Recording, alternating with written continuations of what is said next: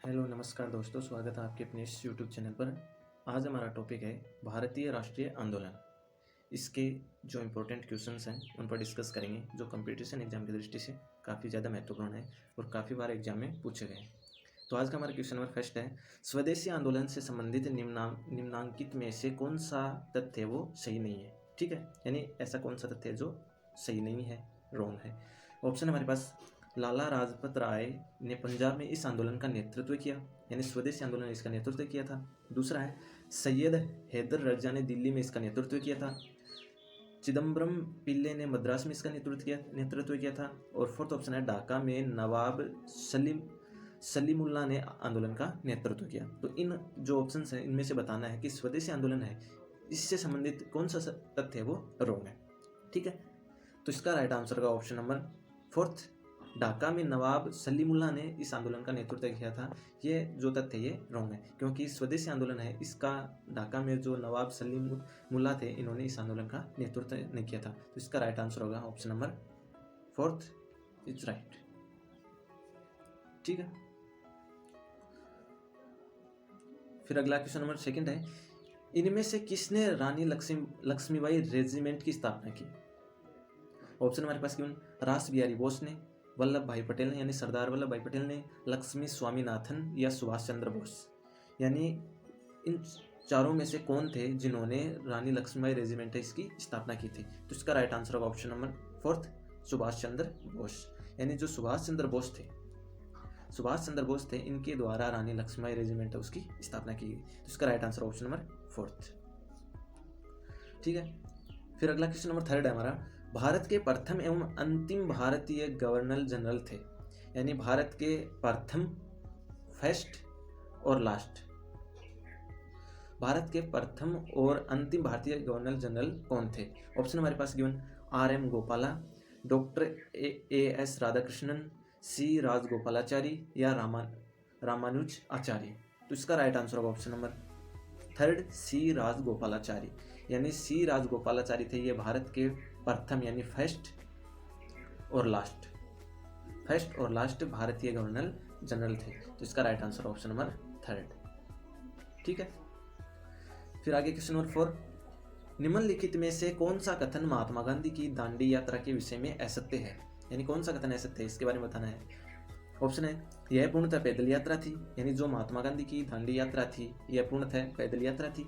दूसरा, साबरमती आश्रम से आरंभ होकर इसका समापन दांडी में हुआ समापन।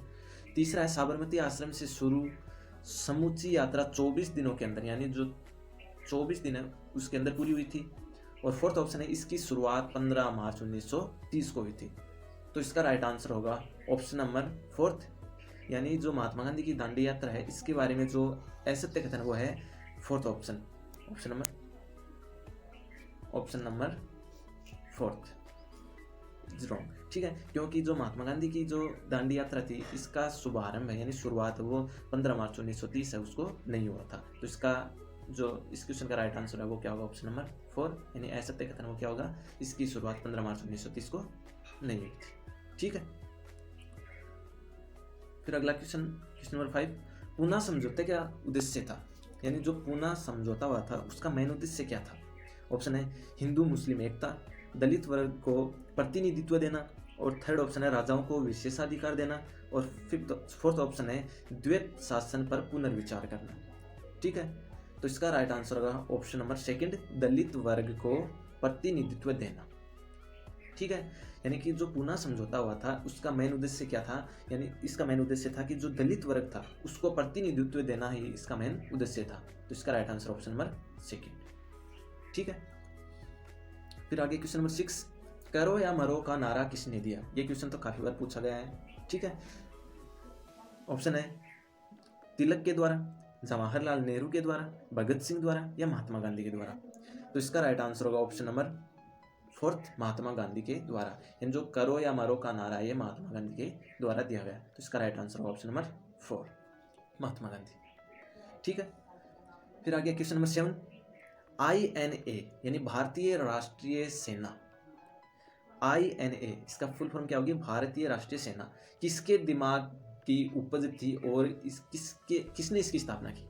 क्वेश्चन क्या है कि जो भारतीय राष्ट्रीय सेना है ये किसके दिमाग की उपज थी और इसकी स्थापना वो किसने की थी, किसके द्वारा इसकी स्थापना की गई। ऑप्शन हमारे पास सुभाष चंद्र बोस के द्वारा, मोहन सिंह, चंद्रशेखर और भगत सिंह। तो इसका राइट आंसर होगा option number second, Mohan Singh. यानी जो मोहन सिंह थे इनके द्वारा इसकी स्थापना की गई, किसकी, भारतीय राष्ट्रीय सेना की, INA, भारतीय राष्ट्रीय सेना है, इसकी जो स्थापना वो मोहन सिंह के द्वारा की गई और इन्हीं के दिमाग की जो उपज थी ये भारतीय राष्ट्रीय सेना है, ये इनके द्वारा यानी मोहन सिंह इनके द्वारा इसकी स्थापना की गई और इन्हीं के दिमाग की ये उपज थी। तो इसका right answer option number second is right. Okay, आगे क्वेश्चन नंबर 8, निम्नलिखित में से किसने सुभाष चंद्र बोस को देश नायक कहा था, यानी किसके द्वारा सुभाष चंद्र बोस है उनको देश नायक कहा गया था।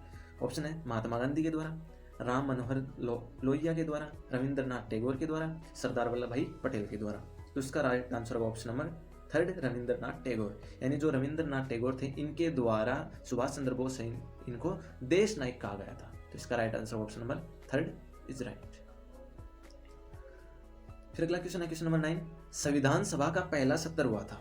इंपॉर्टेंट क्वेश्चन है, काफी बार पूछा भी गया है। जो हमारी संविधान सभा है इसका पहला सत्र हुआ था यानी कब हुआ था। ऑप्शन है गिवन 16 अगस्त 1947 को, 26 जनवरी 1948 को, 9 दिसंबर 1946 को, 26 नवंबर 1946 को। तो इसका राइट आंसर होगा वो होगा ऑप्शन नंबर थर्ड, 9 दिसंबर 1946, 9 दिसंबर 1946।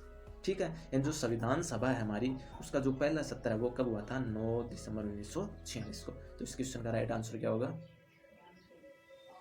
इसका right answer option number third is right.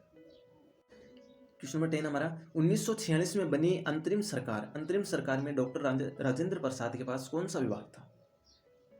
Important question है, क्वेश्चन को दोबारा देख लेते हैं। 1946 में जो अंतरिम सरकार बनी थी उसमें डॉक्टर राजेंद्र प्रसाद है उनके पास कौन सा विभाग था। ऑप्शन है गिवन रक्षा विभाग, विदेश मामले तथा राष्ट्रमंडल संबंध, खाद्य तथा कृषि विभाग या इनमें से कोई नहीं। तो इसका राइट आंसर होगा ऑप्शन नंबर थर्ड, खाद्य तथा कृषि विभाग। यानी जो 1946 में अंतरिम सरकार बनी थी तो उस समय डॉक्टर राजेंद्र प्रसाद है उनके पास खाद्य और कृषि जो विभाग है वो इन्हें सौंपा गया था, इनके पास था। तो इसका क्वेश्चन नंबर 10 का राइट आंसर होगा ऑप्शन नंबर थर्ड। फिर अगला क्वेश्चन है क्वेश्चन नंबर 11, पहले अवसर पर भारत के प्रधानमंत्री की नियुक्ति की थी। ऑप्शन है गवर्नर जनरल ने, ब्रिटिश सम्राट ने, महात्मा गांधी ने या वायसराय ने। तो इसका राइट आंसर होगा option number first, governor general ने। यानी जो पहला अवसर था उसमें भारत के जो प्रधानमंत्री की नियुक्ति की थी वो गवर्नर जनरल के द्वारा की गई थी। ओके, फिर अगला क्वेश्चन है क्वेश्चन नंबर 12 है, भारत में विभाजन को टालने का अंतिम अवसर समाप्त हो गया था।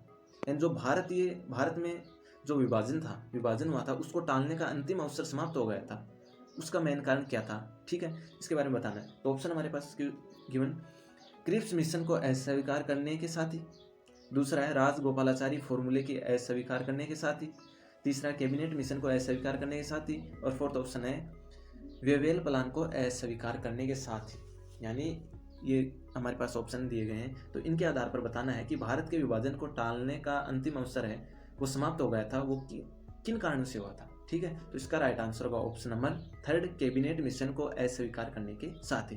यानी भारतीय विभाजन को टालने का अंतिम अवसर समाप्त हुआ था, वो कब हुआ था, वो हुआ था कैबिनेट मिशन है उसको अस्वीकार करने के साथ ही भारतीय विभाजन को टालने का अंतिम अवसर समाप्त हो गया था। तो इसका right answer option number third.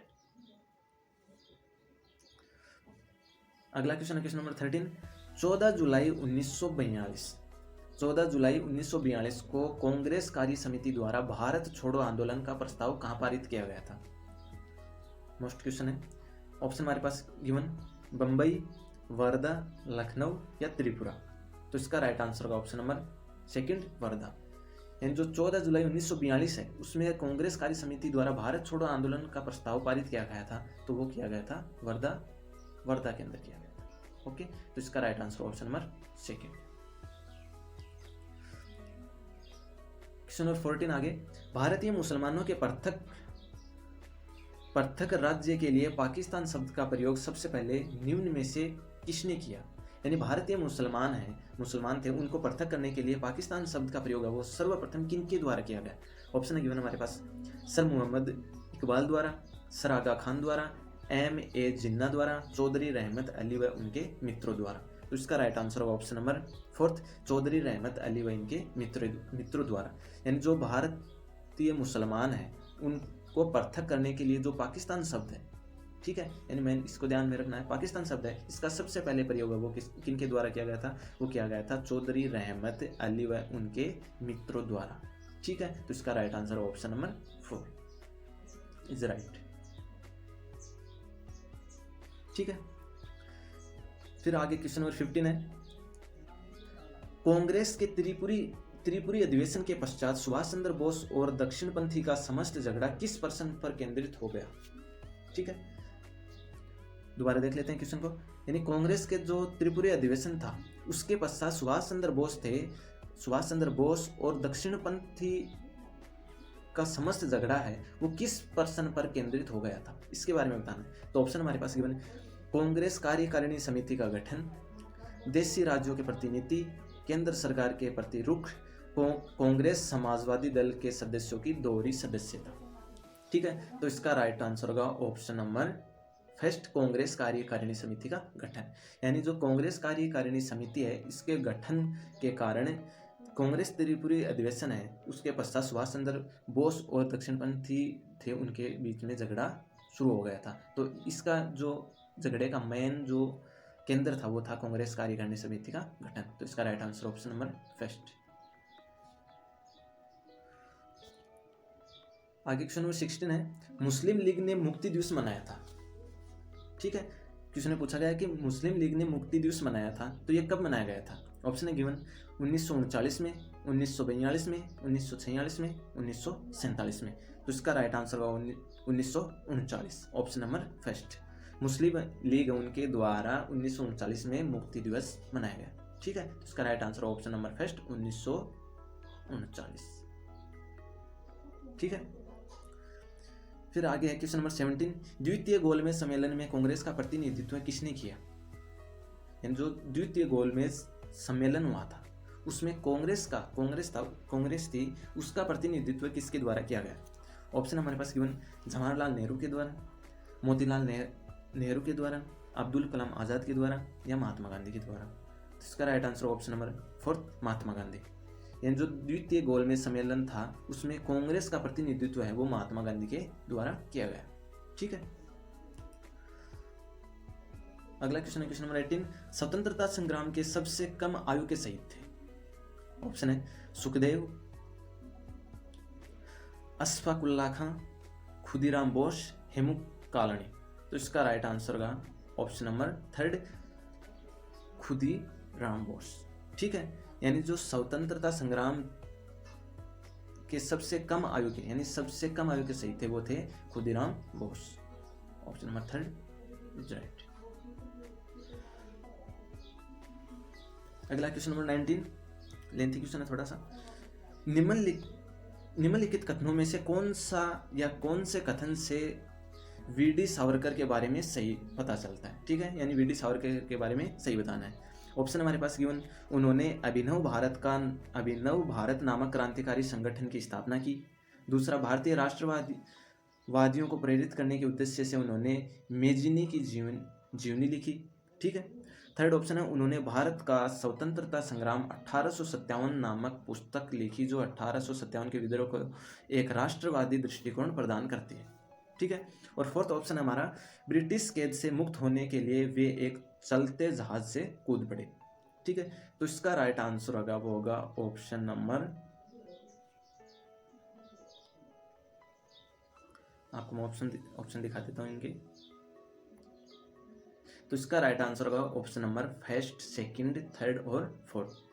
ठीक है, यानी मीन्स ये है कि चारों के चारों ऑप्शन है वो इनके बारे में है। ठीक है, दोबारा दिखा देता हूँ आपको ऑप्शन क्या है कि जो अभिनव भारत नामक क्रांतिकारी संगठन की स्थापना है वो भी की गई। भारतीय राष्ट्रवादियों को प्रेरित करने के उद्देश्य से उन्होंने मेजिनी की जीवनी भी लिखी। उन्होंने भारत का स्वतंत्रता संग्राम 1857 नामक पुस्तक लिखी जो 1857 के विद्रोह को एक राष्ट्रवादी दृष्टिकोण प्रदान करती है। और ब्रिटिश कैद से मुक्त होने के लिए वे एक जहाज से कूद पड़े। तो ये सारे के सारे कथन है वो वीर डी सावरकर के बारे में सही है, राइट है। तो इसका राइट आंसर होगा option number first, second, third और फोर्थ, इन चारों के चारों ऑप्शन है वो राइट है। ओके,